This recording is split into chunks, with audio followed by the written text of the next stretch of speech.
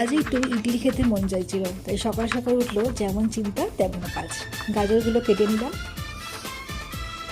তারপর টমেটো একটু কুচিয়ে নিলাম, একটু ডাঁটা ছিল সজনে ডাঁটা আর কারি পাতা নিয়ে এবার সাম্বার ডালের তৈরি করছি।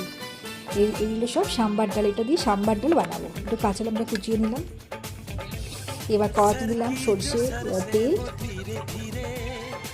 সর্ষে আর শুকনো লঙ্কা আর একটু কারি পাতা, এবার একটু পেঁয়াজ কুচি দিয়ে দিলাম। দেওয়ার পর একটু হলুদ দিয়ে, তারপরে অত সবজি ছিল গাজর টমেটো সজনে ডাঁটা সব দিয়ে একটু নেড়ে চেড়ে এবার অরহর ডাল সেদ্ধ করে রেখেছিলাম, ওই সেদ্ধ ডালটা দিয়ে দিলাম।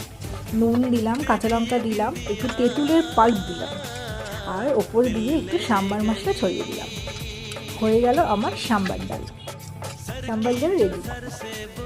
এটা চাটনি করব নারকেল আর বাদাম পেস্ট করে। এটা ইডলির ডাল, এটা বিউলির ডাল আর সেদ্ধ চালটা ভিজিয়ে পেস্ট করে এর ইডলির ব্যাটারটা তৈরি করেছিলাম।